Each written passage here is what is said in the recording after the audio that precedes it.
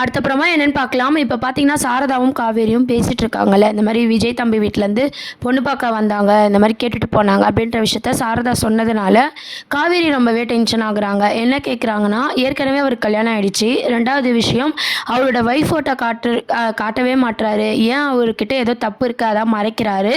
ஏன் அவங்களே சமாதானம் பண்ணி அம்மாவ கூட்டு வரலாம்ல. ஏன் அத விட்டுட்டு என்ன பொண்ணு கேட்கணும் அப்படின்ற மாரி காவேரி ரொம்ப கோவப்பட்டு கத்திட்டு இருக்கும்போதே கரெக்ட்டா பார்த்தீங்கன்னா அம்முவும் விஜயும் வந்துடுறாங்க. அம்முவும் விஜயும் பார்த்துட்டும் நம்ம காவேரி வந்து கோவமா இருக்காங்க. உடனே அம்மு என்ன கேட்குறாங்கன்னா, இன்னும் என் மேலே இருக்க கோவம் போகலையா மிஸ்? என் மேலே இன்னும் கோவமாக தான் இருக்கீங்களா? உங்களை பார்க்கணும் தான் நான் ஆசையாக வந்தேன் அப்படின்ற மாதிரி சொல்லிட்டு இருக்காங்க. அம்மு இந்த அளவுக்கு பேசுறதுனால காவேரி பார்த்தீங்கன்னா அந்த கோவத்தை வெளியே காமிச்சிக்காம வா அம்மு நம்ம உள்ளே போகலாம் அப்படின்ற மாதிரி கூட்டிகிட்டு போகிறாங்க. உடனே வந்து விஜய்க்கு வந்து ஏன் காவேரி வந்து கோவமாக இருக்காத்த அப்படின்ற மாதிரி கேட்குறாங்க. இல்லை உங்கள் தாத்தா சித்தி சித்தப்பாலாம் வந்து காவேரியை பொண்ணு கேட்டு போனாங்க. அவளுக்கு எப்போ தான் ஞாபகம் வருது, உங்களுக்கு கல்யாணம் பண்ணி நீங்கள்லாம் சந்தோஷமாக இருக்கணும்னு அவங்க ஆசைப்பட்றாங்க தம்பி. அதை நான் வந்து சொன்னேன், அதுக்கு தான் அவள் கோவப்படுறா அப்படின்ற மாதிரி சொன்னனும். விஜய்க்கு ஒன்றுமே புரியல.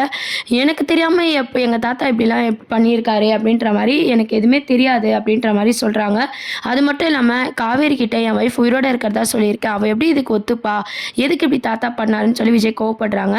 அதுக்கப்புறம் பார்த்தீங்கன்னா உள்ளே போன காவேரி வந்து யோசிச்சுக்கிட்டே இருக்காங்க. அம்மா வந்து வரைஞ்சிட்டு இருக்காங்க. அப்போ அம்முக்கிட்ட என்ன சொல்கிறாங்கன்னா, நீ ட்ராயிங் பண்ணிட்டு நான் வந்துடுறேன் அப்படின்னு சொல்லிட்டு விஜயை வந்து கேட்டே ஆகணும், 2ல் 1 அப்படின்னு சொல்லிட்டு காவேரி வந்து வெளியே வராங்க. வெளியே வந்து கேட்குறாங்க, என்ன உங்கள் வீட்டில் என்ன நினச்சிட்டு இருக்காங்க மனசில் அப்படின்ற மாதிரி கேட்குறாங்க. உங்களுக்கு பிடிச்சா போதுமா, எனக்கு பிடிக்க தேவையில்லையா, அதுவும் இல்லாமல் உங்கள் ஒய்ஃப் உயிரோட தானே இருக்குது, அதை மீறி எப்படி என்ன வந்து பொண்ணு கேட்கலாம் அப்படின்ற மாதிரி காவேரி வந்து கோவப்படுறாங்க. சாரதாம்மா என்ன சொல்கிறாங்கன்னா, வந்தவர்கிட்ட இப்படிலாம் பேசாத அமைதியாக இருன்ற மாதிரி சொல்லிட்டு இருக்கும்போதும் காவேரி பார்த்தீங்கன்னா விஜயை கண்டபடி திட்டி விட்டுறாங்க. விஜயும் பார்த்தீங்கன்னா அம்முவை கூட்டிகிட்டு போகலாம், இதுக்கு மேலே காவேரி டென்ஷன் பண்ண வேண்டாம் அப்படின்ற மாதிரி அம்முவை கூப்பிடுறாங்க. அம்மு வந்து இன்னைக்கு நைட்டு நான் இங்கேயே தங்கிட்டுமா அப்படின்ற மாதிரி கேட்குறாங்க. நம்ம விஜய் பார்த்தீங்கன்னா இல்லை அம்முவா போகலாம் அப்படின்னு சொல்லி அம்முவை கூப்பிட்டு போயிடுறாங்க. அதுக்கப்புறம் பார்த்தீங்கன்னா சாரதா வந்து நம்ம காவேரி கிட்ட கோவப்படுறாங்க. என்ன இருந்தாலும் வீட்டுக்கு வந்தவங்க கிட்ட நீ இப்படிலாம் பேசியிருக்க கூடாது, விருப்பம் இல்லைனா கல்யாணம் பண்ணிக்க மாட்டேன்னு சொல்லு, எதுக்கு அந்த தம்பி முகமே மாறிடுச்சு பார்த்தியா அப்படின்ற மாதிரி சொல்கிறாங்க.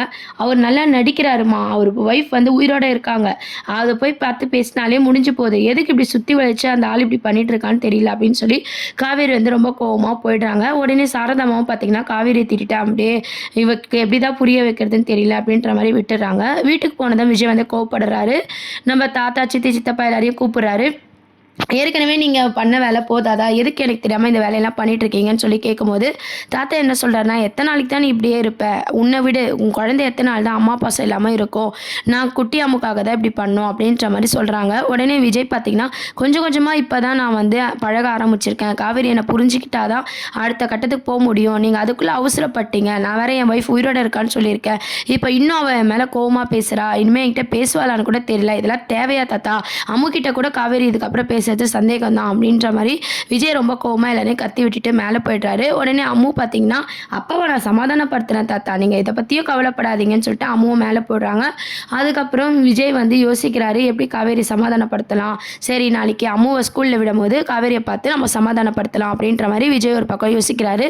மறுநாள் குழந்தைய வந்து ஸ்கூலுக்கு கிளப்பி கூட்டு போகிறாரு, காவேரிக்காக வெயிட் பண்ணுறாரு. காவேரி விஜயை பார்த்ததும் பார்த்தீங்கன்னா கோவமாக அங்கே வந்து போயிடுறாங்க. பேச ட்ரை பண்ணுறாரு.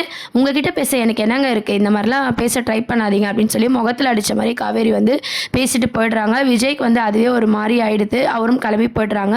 அதுக்கப்புறமும் பார்த்தீங்கன்னா அம்மாவை கூட்டிகிட்டு போகும்போதும் நம்ம விஜய் வந்து காவேரிக்காக வெயிட் பண்ணி பேசியே ஆகணும், பேசினா தான் நான் போவேன் அப்படின்ற மாதிரி அடம் பிடிக்கிறாரு. உடனே காவேரி பார்த்தீங்கன்னா சீக்கிரம் சொல்லுங்கள் என்கிட்ட என்ன பேசணும் அப்படின்ற மாதிரி கேட்டுட்டு இருக்காங்க. எங்கள் தாத்தா எங்கள் சித்தி எங்கள் சித்தப்பா வந்து உங்களை பொண்ணு கேட்ட விஷயமே எனக்கு தெரியாது அப்படின்ற மாதிரி விஜய் சொல்கிறாரு. நல்லா நடிக்கிறீங்க அப்படின்ற மாதிரி காவேரி கேட்குறாங்க. நிஜமாக எனக்கு தெரியாது மிஸ் அப்படின்ற மாதிரியும் அவன் எல்லா விஷயத்தையும் வந்து விஜய் வந்து புரிய வச்சுட்டு அங்கே வந்து போய்ட்றாரு. உடனே காவேரி வந்து உண்மையாலே இவருக்கு எதோ தெரியாதோ, நம்ம தான் ஓவராக இவரை திட்டோமோ அப்படின்னு சொல்லி ரொம்பவே ஃபீல் பண்ணிட்டு இருக்காங்க. வீட்டுக்கு போனதும் பார்த்திங்கன்னா கங்காவுக்கு கால் பண்ணி பேசுகிறாங்க. இந்த மாதிரி அவங்க வந்து பொண்ணு கேட்ட விஷயத்தையும் சாரதா வந்து விஜய் மாப்பிள்ளைக்கு சப்போர்ட் பண்ணுற விஷயத்த எல்லாமே பார்த்திங்கன்னா கங்கா கிட்ட வந்து காவேரி சொல்லிட்டு இருக்காங்க. அதுவும் இல்லாமல் விஜயை வந்து காவேரி எப்படிலாம் திட்டுறாங்க அப்படின்றத சொல்லிட்டு இருக்கும்போது கங்கா என்ன சொல்கிறாங்கன்னா, அவர் எதுக்கு நீ அப்படிலாம் பேசின, அதெல்லாம் தப்பு அப்படின்ற மாதிரி சொல்லும்போது எல்லாரும் ஏன் அவருக்கே சப்போர்ட் பண்ணுறீங்கன்னு எனக்கு தெரியலன்னு சொல்லி காவேரி வந்து கத்தி விட்டுறாங்க. அதுக்கப்புறம் பார்த்தீங்கன்னா நம்ம கங்கா வந்து அட்வைஸ் பண்ணுறாங்க, அம்முக்கும் உன்னை பிடிச்சிருக்கு, விஜய் அவருக்கும் உங்களை பிடிச்சிருக்கு, உனக்கும் வந்து இப்போ பழகிட்டாங்க, நீ ஏன் அம்முக்கு அம்மாவாக இருக்கக்கூடாது, ஏன் விஜயை கல்யாணம் பண்ணிக்கினா என்ன தப்பு அப்படின்ற மாதிரி கங்காவும் கேட்குறாங்க, யமுனாவும் கேட்குறாங்க. இல்லைக்கா அவருக்கு கல்யாணம் ஆகிடுருக்கு, அவங்க ஒய்ஃப் உயிரோடு இல்லைனா கூட பரவாயில்ல, அவங்க ஒய்ஃப் உயிரோட தான் இருக்காங்க அப்படின்ற மாதிரி சொல்கிறாங்க. உடனே வந்து நம்ம கங்காக்கு என்ன சொல்கிறதுனே தெரியல. இல்லை உயிரோடு இருந்தாலும் அவங்களுக்குள்ளே ஏதாவது பிரச்சனையாக இருக்கும், நீ அதெல்லாம் ரொம்ப யோசிக்காத அப்படின்ற மாதிரி நம்ம காவேரியை சமாதானப்படுத்துகிறாங்க. அதுக்கப்புறம் பார்த்தீங்கன்னா விஜய் கிட்ட நம்ம சாரதாம்மா கேட்குறாங்க, நீங்கள் உங்கள் ஒய்ஃபை இப்படி சொன்னதுனால தான் இந்த பிரச்சனையாக இருக்குது, வேறு எதனா சொல்லி சமாதானப்படுத்துங்க, அப்போ தான் அவள் கல்யாணத்துக்கு ஒத்துப்பா அப்படின்ற மாதிரி சொல்லிட்டு இருக்காங்க.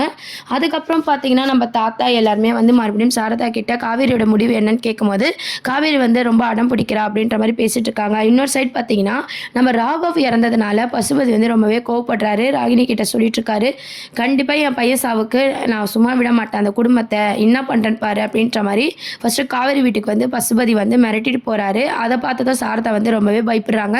காவேரியும் வந்து பசுபதியை பார்த்து ரொம்பவே ஷாக் ஆகிடுறாங்க. என்ன இந்த ஆள் உயிரோட வந்துட்டான், இவனை காணாமல் போயிட்டான்ல நினச்சோம் அப்படின்ற மாதிரி காவேரி யோசிக்கிறாங்க. என்ன நான் வருவேன்னு எதிர்பார்க்கல அப்படின்ற மாதிரி பசுபதி வந்து என்ட்ரி கொடுக்க போகிறாரு. உடனே காவேரிக்கு பழசெல்லாம் மறந்த விஷயம் நம்ம பசுபதிக்கு தெரிஞ்சாலும் பசுபதியை பற்றின ஞாபகங்கள் காவேரிக்கே இருக்குது. அதனால் பார்த்தீங்கன்னா பசுபதியை பார்த்ததும் காவேரி வந்து ஷாக் ஆகிற மாதிரி கொண்டு போகிறாங்க. நீ வந்து எப்படி சந்தோஷமாக இருக்க நான் பார்க்குறேன், உன் பொண்ணு எப்படி சந்தோஷமாக இருக்கு நான் பார்க்குறேன்னு சொல்லி சாரதா கிட்ட சேலஞ்ச் பண்ணிவிட்டு பசுபதி அங்கேருந்து போகிறாங்க. இந்த விஷயத்தை நினச்சி சாரதா ரொம்பவே பயப்படுறாங்க. பயந்து வழக்கம் போல் பார்த்தீங்கன்னா கங்கா யமுனா கிட்ட சொல்லிட்டு இருக்காங்க. எல்லாருக்குமே பார்த்தீங்கன்னா பசுபதி வந்தது வந்து ரொம்பவே பெரிய ஷாக்கிங்காக இருக்குது. அதுக்கப்புறம் இந்த விஷயம் விஜய்க்கு தெரிஞ்சதும் பையன் செத்துட்டான் ஆனால் அப்பா விட மாட்டான் போலேன்னு சொல்லி பசுபதியை போய் விஜய் வந்து வான் பண்ணுறாரு. உன்னால தான் என் ஒய்ஃபை பிரிஞ்சு என் குழந்தை அம்மா இல்லாமல் 5 வருஷம் நாங்கள் கஷ்டப்படுறோம், இத்தோட உன் ஆட்டத்தை நிறுத்திக்கோ, தொடர்ந்து நீ பிரச்சனை பண்ணினா உன் பையனுக்கான கதி தான் உனக்கும் அப்படின்ற மாதிரி நம்ம விஜய் வந்து வான் பண்ணுறாரு. இருந்தாலும் பசுபதி பார்த்திங்கன்னா நெக்கெல்லாம் சிரிச்சுக்கிட்டு நீ எப்படி காவேரி கூட சேர்ற, எப்படி வாழ்கிறன்றதை நான் பார்க்குறேன் அப்படின்ற மாதிரி சவால் விடுறாங்க.